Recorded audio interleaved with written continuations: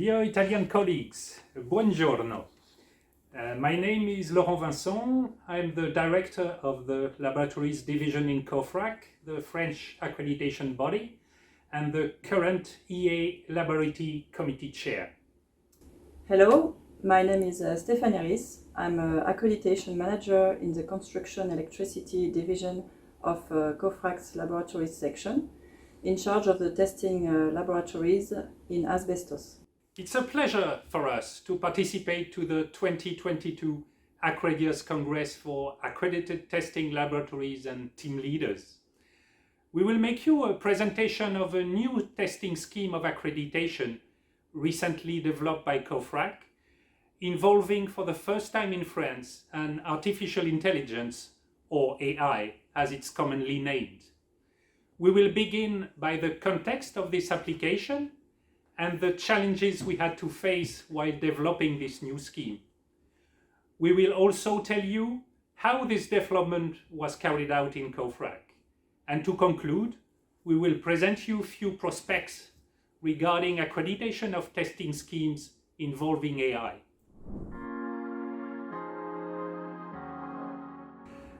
In fact, to keep it simple, it is an imitation, a simulation of human intelligence.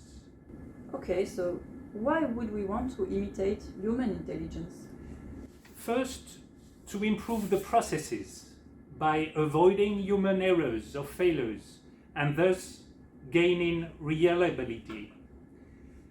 To enhance productivity with task automation, for machines can go faster than men and do not get tired. But moreover, it can do things that human cannot do. Artificial intelligence can process data at a level that a human could never reach. And what does artificial intelligence need to mimic human intelligence? First of all, it needs a large amount of data on the subject concerned. These can be, for example, spoken language, written language, or even images. The data need to be representative of what is to be identified. Let's take an example. Imagine you want the AI to differentiate cat from dogs. You will need images of all cats and dogs of different breeds, colors, and size. At the end, the performance of the AI system will depend on the quality of the images, linked to the resolution of the cameras used, and to the representativeness of these images.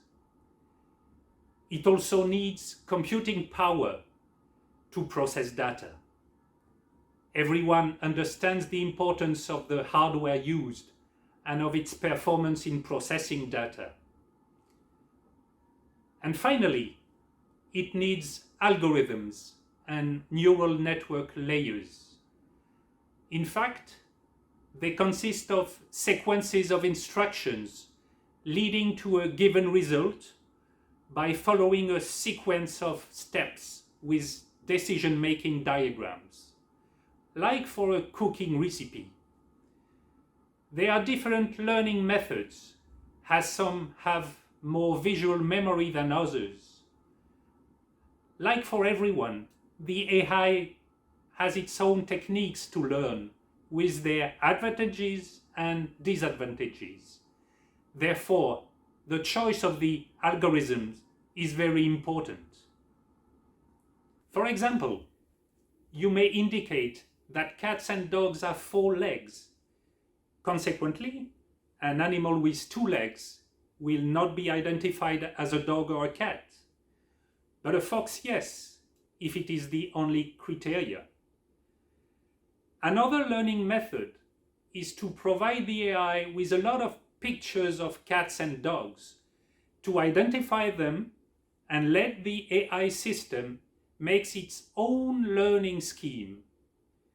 But you have to be careful, because if you make the AI system learn only with white cats and black dogs, the AI could understand that when it's white, it's a cat, and when it's black, it's a dog, you may end up by identifying a white dog as a cat. And is AI already present in our daily life?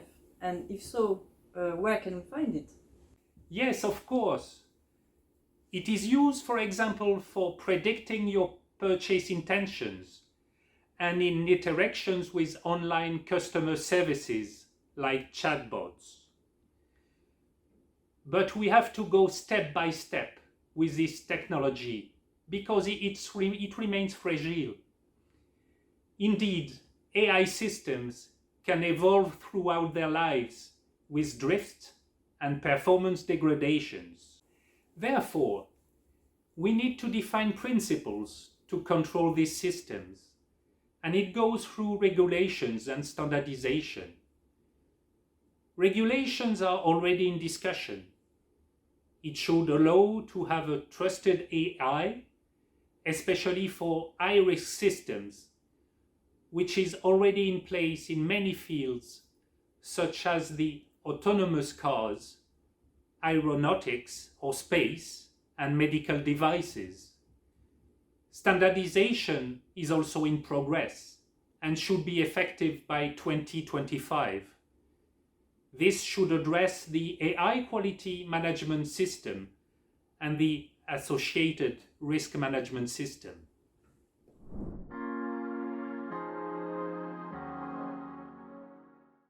Stéphanie, after these general considerations on AI, it is time now to know a little more about the context of the application for accreditation in testing received by Cofrac.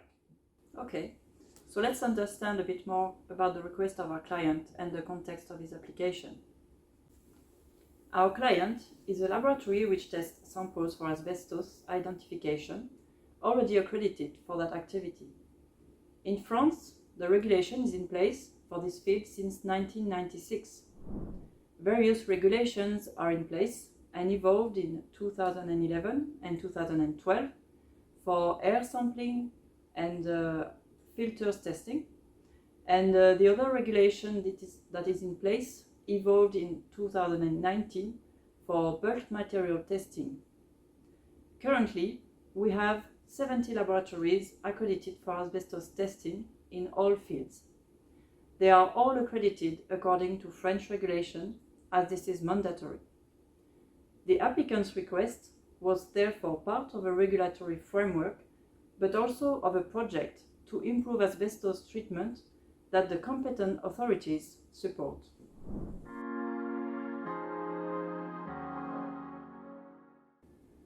To determine the concentration of asbestos fibers in the air, a sample is taken by aspiration of a volume of air through a membrane using a pump. The filters are sent to the laboratory, which prepares them. The analysis of the subsamples is carried out using analytical transmission electron microscopy, or TEM. The sample is inserted into the microscope through which the analyst will search for fibers using imagery. Each time he sees one, he will carry out 2 additional analyses to determine whether it is asbestos or not. If it is asbestos, he will apply the counting rules defined by the standard to count the fibers. AI system intervenes at the imagery step. It will identify on the image of the microscope what may be asbestos fibers. The analysts will then be guided through the image on the portions of interest and will carry out the other 2 steps of the method to confirm whether what the AI has identified is actually asbestos or not.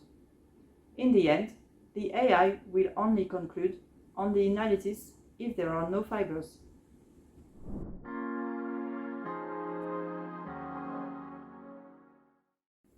Why is it interesting to use AI for this application?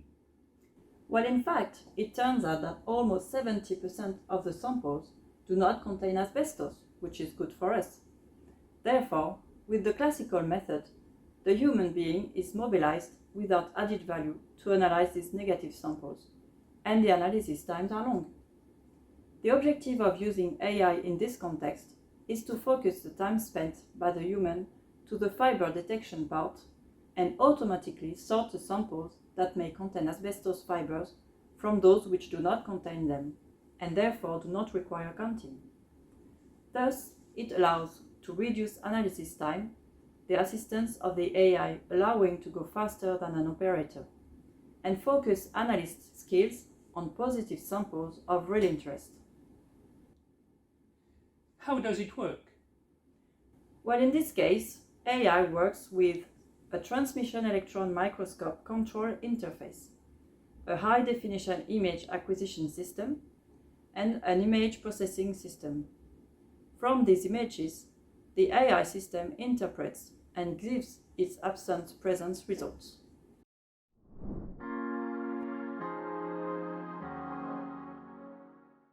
The development took about 2 years, from March 2019 to September 2021, as it included the health crisis in 2020, which did not allow us to progress as efficiently as we would have liked.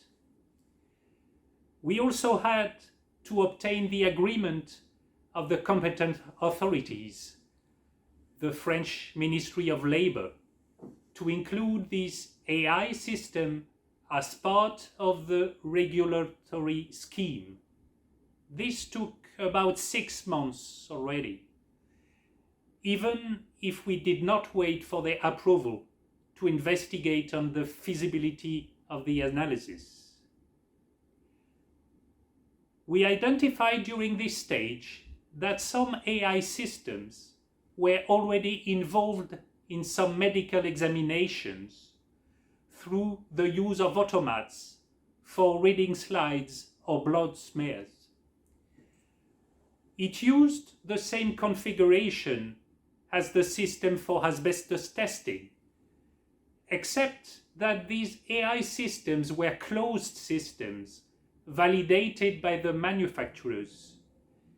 Therefore, for medical labs, the verification carried out by the laboratories is based on the comparison of methods and the expression of the scopes, which already takes this automation into account.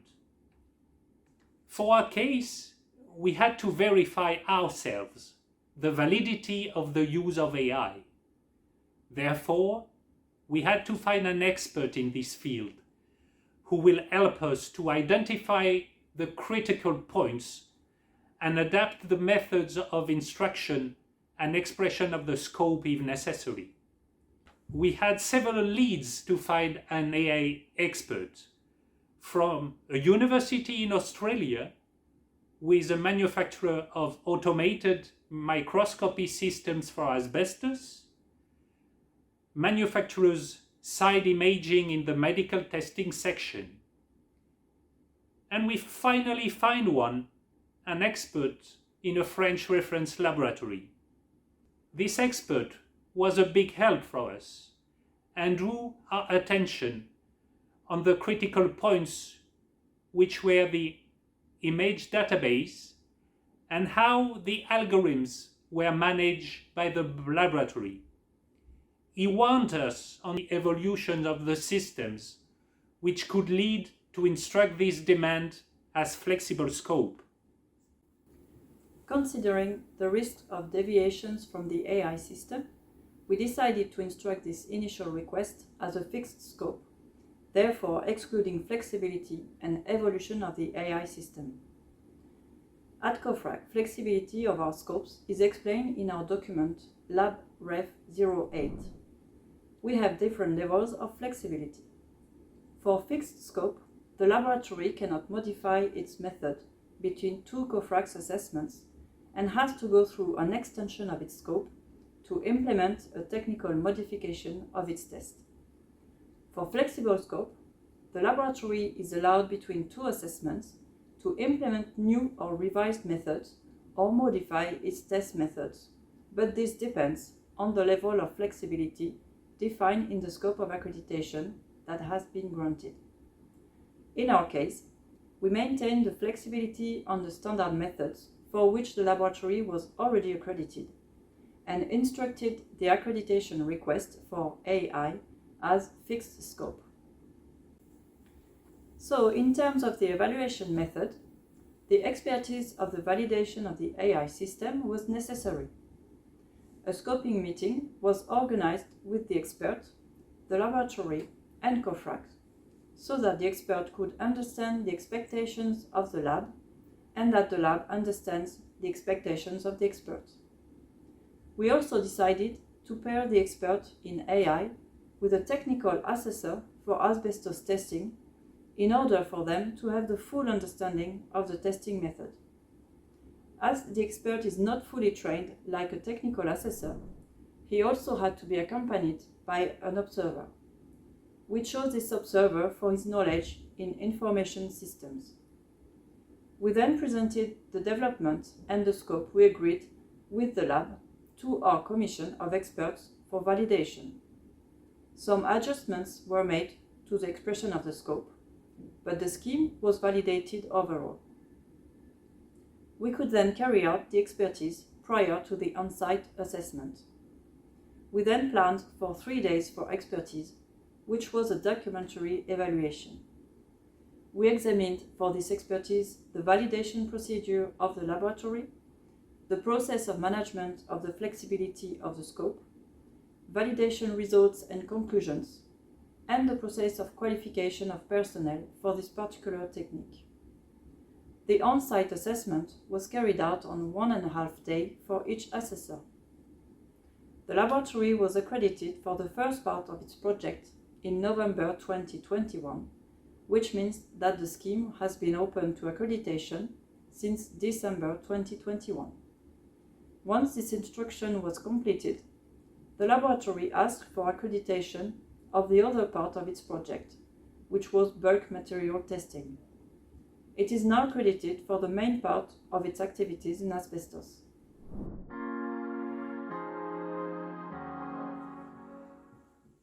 In terms of AI prospects in asbestos, we still work on the issue since we have a request from another lab for a flexible scope. A preliminary analysis is in progress, as requested by the first lab.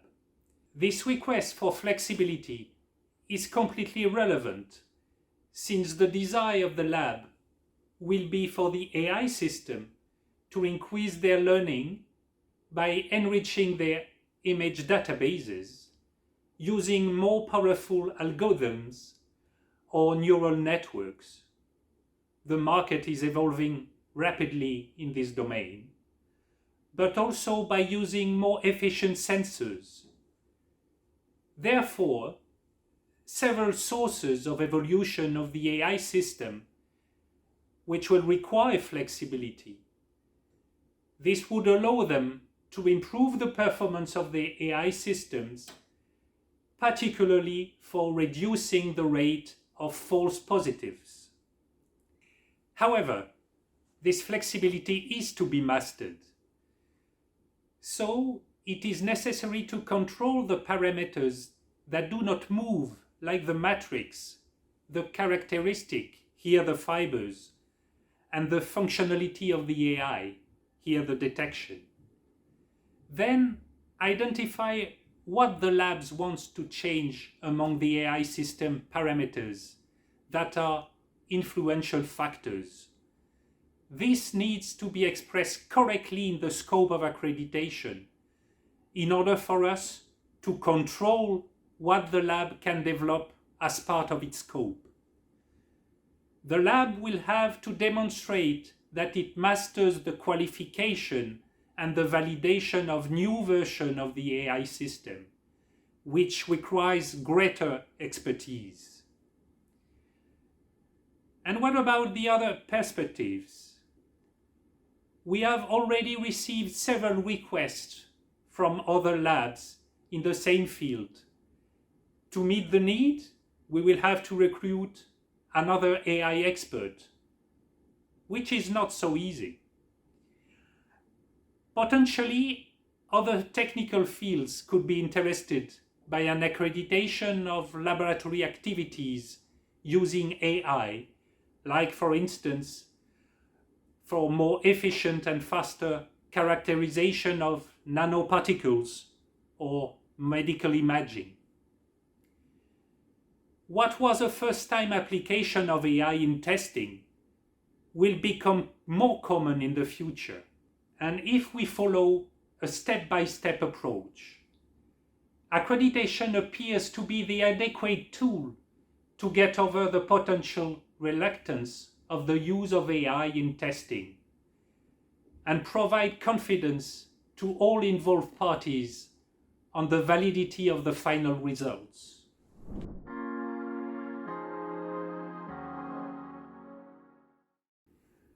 We hope this presentation has aroused your interest towards this new technology and its use in different testing fields. This issue will certainly be part of the mandate of the new EA Laboratory Committee Chair, Sergio Guzzi from Accredia. We wish you a fruitful Congress. Arrivederci!